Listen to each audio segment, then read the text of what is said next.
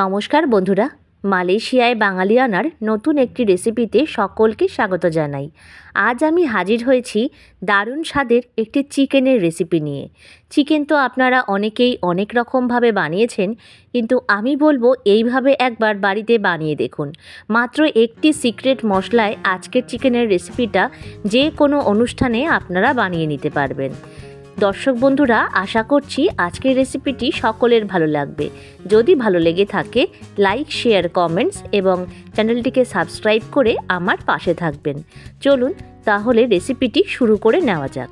এখানে আমি 1 KG chicken নিয়েছি।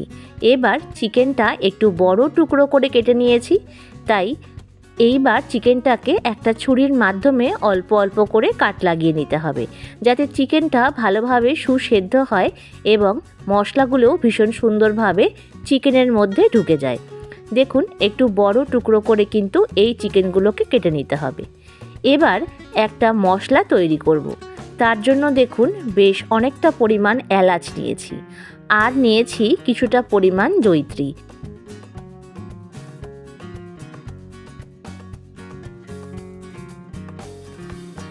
এবার জয়িত্রী আর এলাচটাকে বেশ ভালোভাবে নাড়াচাড়া করে এটাকে ড্রাই রোস্ট করে নিতে হবে। দেখুন আস্তে আস্তে কালারটা চেঞ্জ হতে শুরু করবে। যখন আস্তে আস্তে কালারটা চেঞ্জ হতে শুরু করবে, গ্যাসটা অফ করে এটাকে আমরা ঠান্ডা করতে দেব। দেখুন ঠিক এই রকমভাবে কিন্তু আমাদের এলাচ আর এই জয়িত্রীটাকে ভালোভাবে নাড়িয়ে চাড়িয়ে ভেজে নিতে হবে। সুন্দরভাবে ভাজা হয়ে গেছে। এবার একটা প্লেটে আমি নামিয়ে নিচ্ছি, ঠান্ডা করে এটাকে গুঁড়ো করে নেব। এবার যেই চিকেনটা ছিল তার মধ্যে সবার প্রথম আমি 3 চামচ পরিমাণ টক দই দিচ্ছি। এখানে টক দইয়ের পরিমাণটা কিন্তু বেশি লাগবে।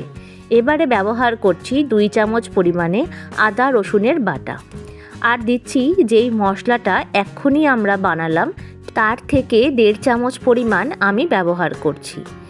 এই মশলাটা দেওয়া হয়ে গেলে এবার এর মধ্যে দেব 1 চামচ পরিমাণে লবণ, আর দিচ্ছি 1 চামচ পরিমাণে লাল লঙ্কার গুঁড়ো। এই সবকটা উপকরণ দেওয়া হয়ে গেলে হাতের সাহায্যে চিকেনটাকে ভালোভাবে ম্যারিনেট করে প্রায় 30 মিনিট থেকে 1 ঘন্টা মতন রেস্টে রেখে দিতে হবে। যত বেশিক্ষণ চিকেনটাকে ম্যারিনেট করে রাখা হবে, তত কিন্তু চিকেনটা ম্যারিনেট হয়ে থাকলে সেদ্ধও ভালো হবে আর রান্নায় টেস্টও কিন্তু ভালো আসবে।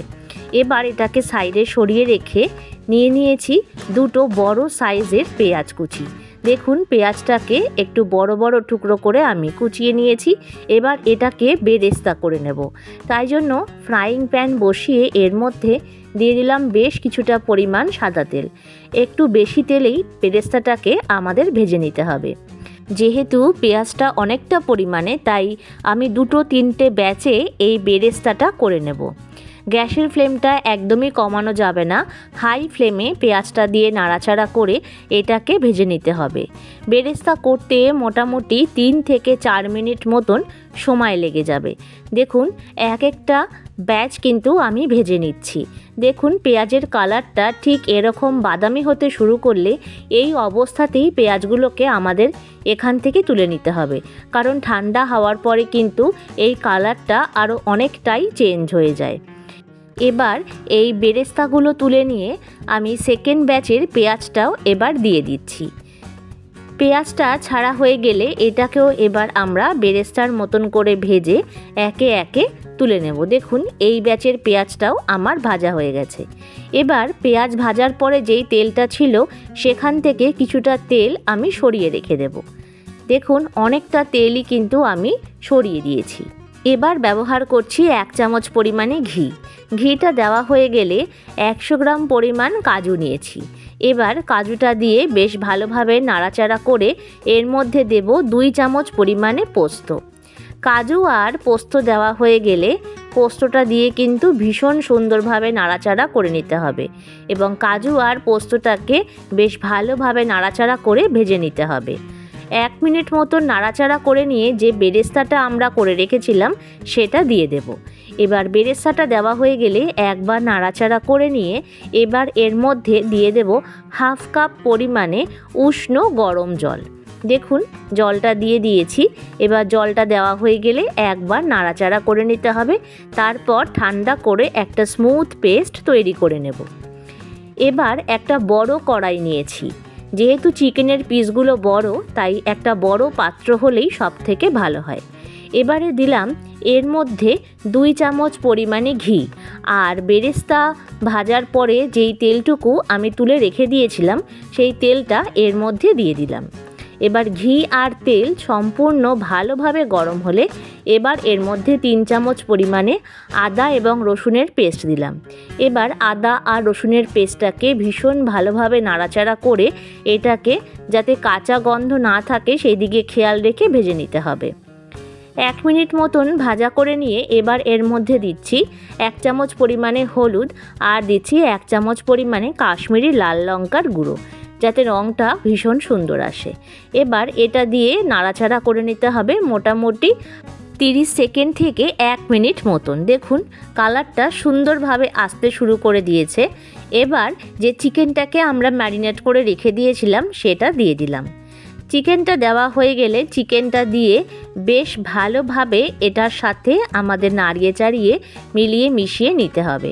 গ্যাসের ফ্লেমটাকে লো টু মিডিয়ামে রেখে চিকেনটা দিয়ে ভালোভাবে নাড়িয়ে চাড়িয়ে নেব। আজকের রেসিপিটা অতটাও হেলদি নয়, যথেষ্ট ঘি এবং তেল থাকে, তাই বুঝে নিয়ে যে কোনো অনুষ্ঠানে বা বাড়িতে কোনো অতিথি আসলে এই রেসিপিটা বানিয়ে নিতে পারেন। দেখুন কত সুন্দরভাবে তেল ছাড়তে শুরু করে দিয়েছে। তেল ছাড়া শুরু করলে বেরেস্তা এবং কাজু বাদাম পোস্তর যে পেস্টটা করে রেখে দিয়েছিলাম সেটা দিয়ে দেব। সেটা দিয়ে নিয়ে ভালোভাবে এটাকে মিলিয়ে মিশিয়ে নিতে হবে। দেখুন কিভাবে আমি নাড়িয়ে চাড়িয়ে মিলিয়ে মিশিয়ে নিচ্ছি। পুরনো বন্ধুদের জানাই আমার তরফ থেকে অনেক অনেক ভালোবাসা আমাকে এতটা এগিয়ে নিয়ে যাওয়ার জন্য। আর চ্যানেলে আজকে যারা নতুন তারা চ্যানেলটাকে সাবস্ক্রাইব করে আমার প্লিজ পাশে থাকবেন। দেখুন ভালোভাবে নাড়িয়ে চাড়িয়ে নিয়েছি আর কালারটাও কিন্তু আস্তে আস্তে চেঞ্জ হতে শুরু করে দিয়েছে। এবারে ব্যবহার করছি 4 চামচ মতন আগের থেকে ফেটিয়ে রাখা টক দই। টক দই দেওয়া হয়ে গেলে মাংসটাকে ভালোভাবে নাড়িয়ে চাড়িয়ে মিলিয়ে মিশিয়ে নিতে হবে। এই রেসিপিতে কিন্তু বেশ অনেকটা পরিমাণে টক দই লাগে। এইভাবে মোটামুটি 10 মিনিট মতন ভালোভাবে নাড়িয়ে চাড়িয়ে কষিয়ে নিতে হবে। 10 মিনিট পরে এবার এর মধ্যে দিচ্ছি মাত্র 1/2 চামচ পরিমাণে দারচিনির গুঁড়ো, আর যেই মশলাটা আমরা তৈরি করে রেখেছিলাম সেখান থেকে মাত্র 1 চামচ পরিমাণ। তারপর ভালোভাবে নাড়িয়ে চাড়িয়ে আরও একবার মিলিয়ে মিশিয়ে নেব। এইভাবে আরও 5 মিনিট মতন ভালোভাবে কষিয়ে নিতে হবে। কষিয়ে নেওয়া হয়ে গেলে কিছুটা পরিমাণ দিচ্ছি জল মিক্সির পাত্র ধুয়ে। যেহেতু অনেকটা চিকেন তাই এখানে জলের পরিমাণটাও একটু বেশি লাগবে, আর চিকেনটাও সেদ্ধ হতে কিন্তু সময় লাগবে। 10 মিনিট পরে দেখুন চিকেনটা বেশ সুন্দরভাবে সেদ্ধ হয়ে গেছে আর জলও অনেকটা শুকিয়ে গেছে। তাই এবার 1 চামচ পরিমাণে গোলাপ জল আর 1 চামচ পরিমাণে কেওড়া জল দিয়ে দিলাম। তারপর ভালোভাবে নাড়িয়ে চাড়িয়ে একবার মিলিয়ে মিশিয়ে নিলেই আমাদের রেডি হয়ে যাবে দারুণ টেস্টি এই চিকেনের রেসিপি। এবার এটাকে 30 মিনিট মতন ঢেকে রেখে দেব। 30 মিনিট পরে দেখুন কত অপূর্ব দেখতে হয়েছে, আর কালারটা কিন্তু অসাধারণ হয়েছে। খেতে কিন্তু দুর্দান্ত লাগে। লুচি, রুটি, পরোটা, ফ্রাইড রাইস, কুলচা, নান কিংবা বিরিয়ানির সাইড ডিশ হিসেবেও কিন্তু এই রেসিপিটা বানিয়ে নেওয়া যেতে পারে। অপূর্ব স্বাদ হয়। আজকের রেসিপিটা ভালো লাগলে লাইক, শেয়ার, কমেন্টস করবেন, আর নতুন বন্ধুরা চ্যানেলটিকে সাবস্ক্রাইব করে পাশে থাকবেন। প্রত্যেকে ভালো থাকবেন, সুস্থ থাকবেন। ফিরে আসছি নতুন ভিডিও নিয়ে।